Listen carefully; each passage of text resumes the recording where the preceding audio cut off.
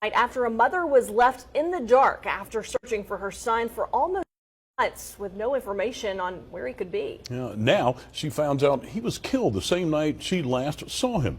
3 Side's Nathan Lee has her exclusive interview. Nathan? 172 days is how long Betterstein Wade has waited until she was told by a detective her son Dexter Wade was killed just 4 blocks from her home. This comes after she reached out to his friends, Jackson Police Department, and multiple detectives. Wade filed a missing persons report on March 14th, 9 days after she last saw Dexter. She would not receive any information on her son until August 24th. That was when a detective told her that Dexter was killed by a JPD cruiser while he was walking on the interstate. Wade was also told that her son was buried at the Pomper Cemetery before she knew where he was or if he was alive. I gave y'all all opportunity in the world. I mean, if they didn't even do it the 14th, before they even put him in the ground, they had the opportunity to come to my doorstep and say, Miss Wade, we getting ready to bury your son. I had to buy him back from the state. I had to pay $250 just to get his body rights back. Wade says they will be moving Dexter's body from the Pomper Cemetery. In a statement we just received from the city of Jackson, officials say that the investigation found no link in description from WLBT3 where you can watch that clip in full, and I'm gonna get into some stuff in this write-up in just a second, man. But this is all the way out of pocket. The way that it went down, her having to see that he got buried, and then them saying that it's no foul play and things of that nature, all the way out of pocket. Now imagine if that was somebody that was close to y'all. Y'all heard they got ran over on the highway by a state trooper. They didn't contact us, said that he was not missing, and he had a prescription bottle on him in the write-up from what they saying. So there was a form of identification. She's calling down there asking, have y'all seen him? Have y'all seen him? But they knew back then.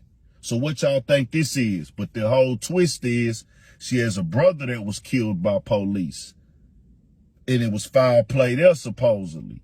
So she's even wondering herself, is this retaliation? Is this get back? Was this done out of spite? They claiming no, but my nigga, what's really going on in the world, bro? How y'all kill somebody, y'all gonna bury the man without contacting the family? That ain't no mistake. That's done by, we gonna get down like this. This how we gonna play it.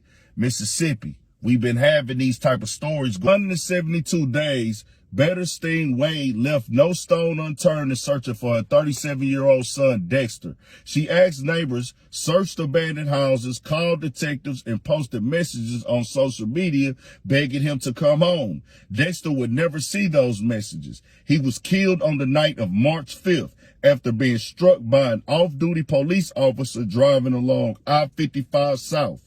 Wade questions why it took so long for the Jackson Police Department to tell her about her son's death. She found out in late August, months after she filed her initial missing persons report. She also questions what happened to the officer involved. An officer comes to tell me he killed somebody on the freeway and I'm just going to sign off on it. She asked, I don't have any information on what happened, what you did or nothing. Every job I worked at, I had an incident on the job. I had to explain why. Wade says she filed her missing persons report on March 14th, days after the Hinds County Coroner's Office was able to officially identify Dexter's remains. When police stop you, the first thing they do is go run your name, she said. They tell you your address, everywhere you lived, everything. Why didn't they run his name or take his handprints to know who he was? Wade previously filed a wrongful death suit against JPD in connection with the death of another family member, her brother George Robinson. That suit is still pending in Hinds County Circuit Court. In July, Judge Deborah Gibbs recused herself. Meanwhile, criminal charges against 2 of the officers involved in Robson's death were dismissed. Another officer, Anthony Fox, was sentenced to 5 years in prison in August 2022 after being found guilty on culpable negligence manslaughter. Several agencies, including the Mississippi Attorney General's Office, the FBI, the USA Attorney's Office, the Mississippi Bureau of Investigation, the Clinton Police Department, and the JPD, say Fox's conviction should be reversed. According to an NBC News investigation, an investigator with the coroner was able to officially confirm Dexter's identity and determine his next of kin by March 8th. For her part, Wade says coroner's office officials told her they knew who Dexter was on the night his body was brought in. All the time I was calling and wondering where he was down in the morgue. Had a name on him, she said. I know they just couldn't miss that. Prescription bottle aside, she believes that because Dexter was a convicted felon, his fingerprints should have been on file. Dexter did multiple stints behind bars, getting out of prison the last time back in 2017. After that, Wade said she noticed a change in her son, who was eventually diagnosed with schizophrenia and bipolar disorder. When he got out on his medication, he stopped, like going places and doing things. She said he was basically at home all the time, selling little knickknacks, selling little freeze cups and little potato chips. Through collaborative efforts, they were able to close the missing persons case by identifying Dexter Wade as the pedestrian who was killed. She said, while in this very, very tragic and unfortunate accident, our investigation found no malicious intent by any Jackson police staff.